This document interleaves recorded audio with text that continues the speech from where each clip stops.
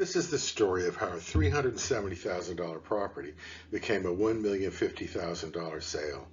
I'm going to walk you through the actual deal, how it was analyzed, how it was structured, and the decisions that mattered along the way. And at the end, I'll lay out a clear step-by-step checklist you can use to put a deal like this together for yourself. The numbers on this deal were unusually strong. We were able to put 15% down and the seller carried the financing. At that price, the deal penciled out at a 3.6 gross rent multiplier, which translated into a very strong current yield. What you're looking at here is the bottom section of the front page of my original pitch on the building, a simple summary of the story and the key highlights of the deal. The seller was successful and already focused on larger real estate syndications. This building was more than an hour away and it wasn't a priority for him anymore. He believed the property was half vacant, which meant it wasn't cash flowing in his view, and because of that, he assumed a bank wouldn't finance it and expected to carry the loan himself. When we completed the walkthrough, we discovered the building was fully occupied and that the on-site manager had only been forwarding part of the rent. At that point, the seller simply wanted out. And that's what we call a don't wanter, and that mindset is what created this opportunity. When we bought this deal, the market had already been through a downturn, but people still weren't confident things were getting better yet. Prices at that point weren't being set by optimism, they were being set by hesitation. The seller wasn't thinking about upside, he was thinking about getting out. And for me, the opportunity wasn't about hoping values would rise. It was about whether the building paid me well from day one. And that difference between where the market was and where the seller was is where the opportunity really showed up. What you're looking at here is the same follow-along calculator I used to analyze this deal at the time. This isn't a recreated example, it's the actual framework we ran the numbers through. We're making that same calculator available so you can walk through these numbers yourself. You can download it for free using the link in the description, plug in your own properties, adjust the rents, and see how cash flow and equity change using the same process. That's how this tool is meant to be used. What you're looking at here is a comparable sales chart of similar apartment buildings in the area. We compared available, pending, and recently sold properties by price per unit. And most of the comparables were trading at higher prices per door and higher gross multipliers.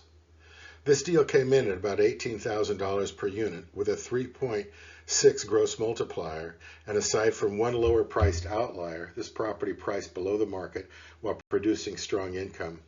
That's what made this deal so attractive. This slide shows how the total cost of the deal came together. At the top is the purchase price composition, and below that is the cash required to close, including escrow, title, and other non-recurring closing costs. The key item here is the 3% seller credit. That credit covered a large portion of the closing costs and reduced the cash needed up front. When you buy real estate, there's several ways to take title. Property can be owned directly by individuals or through entities like partnerships or limited liability companies. With direct ownership, there are multiple forms of co-ownership, each with different implications for control, financing, and taxes. Some structures emphasize simplicity, others emphasize liability protection, and others are designed to scale to larger groups. The structure you choose depends on the size of the deal, the number of partners involved, and what you're trying to accomplish. When it came time to choose how to take title, we chose a tenants in common structure, and there were clear reasons for that. With tenants in common, each partner holds direct title to the real estate before any entity is formed. That means every owner signs on the deed and every owner signs the loan. There's no separate company in the middle and no hidden layer of control. Everyone sees the same documents and has the same obligations and owns their share directly. For a small group and a straightforward deal, that transparency mattered. Once escrow closes, how you handle partners becomes just as important as the deal itself. And the first step is hiring a professional property management company. They handle the day-to-day issues, and that creates a buffer between the partners and the operations. Partners still may call you, but you're not guessing. You're relying on information from the management company. Each month, you receive a management report and the property's bank activity. Those two items should be shared with the partners every month consistently without skipping. That transparency matters because if performance changes, partners see it as it happens and there's no surprises. And that's how you protect relationships and manage your partners responsibly. Before you get too far on a deal, you want to confirm what you're actually buying. Your realtor or your lender can request a property profile directly from the title company, and this report lets you verify the legal use code, the building square footage, and the actual number of bedrooms and bathrooms. That matters because those are the things you're paying for and the things the lender will underwrite. Sometimes sellers overstate a unit count or add bedrooms or bathrooms that aren't legally recognized, and if that isn't caught early, you can run into financing problems later. So this is a simple but important step. Confirm the facts before you go any further. What I want to focus on here is the seller credit. In this agreement, the seller agreed to credit the buyer 3% of the sales price towards closing costs. If the property appraises high enough, that 3% gets rolled into the loan instead of being paid in cash up front. The advantage to the buyer is less cash required to close and higher leverage on day one. The trade-off is a slightly higher purchase price and higher property taxes over time. It's not free money, but it's a good financing choice. What you're looking at here are additional items added to the purchase agreement before it was accepted. The initial deposit was $5,000 to put the contract together and move toward opening escrow. Once escrow opened, the deposit increased to $11,000, which became the buyer's money at risk in the deal. After both parties signed the agreement, the buyer then had 7 days to provide financial records and income verification. And because I'm a licensed real estate agent, that disclosure also has to be made.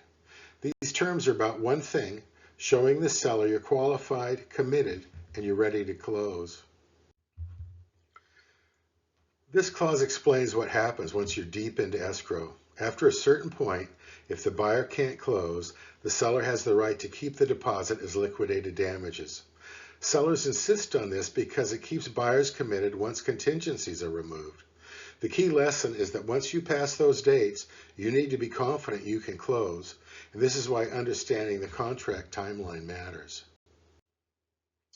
What you're looking at here is the final contract addendum.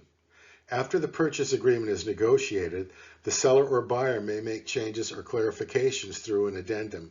In this case, the buyer reviewed those changes and accepted them by initialing and signing the addendum. Once both parties signed, the purchase agreement was complete, and at that point, the fully executed contract was ready to be submitted to escrow.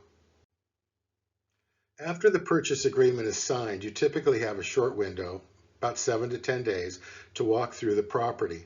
This walkthrough is sometimes called the second bite of the apple. You're under contract, but now you verify that the property is actually what you thought you were buying. During the walkthrough, you may discover issues, maintenance problems, unfinished repairs, or items that weren't obvious before. And at that point, you go back to the seller and reopen the conversation. The seller can agree to fix the issues or offer credit at closing, or decline and hold the price firm. This step matters because it's where expectations meet reality, and meaningful negotiation often happens before you move forward. Here's how the value unfolded over time. We purchased the property for $370,000 and refinanced during ownership. As the market moved up the cycle, we sold the building for $1,050,000. The next owner focused on execution, upgrading units, increasing rents, and adding a new income laundry room.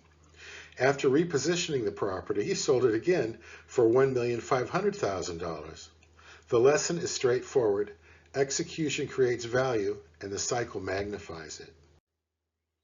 These are the steps that happen before you ever even make an offer. First, determine your price range based on how much you can put down. Next, run the numbers using the follow-along calculator so you understand the cash required and your expected cash flow.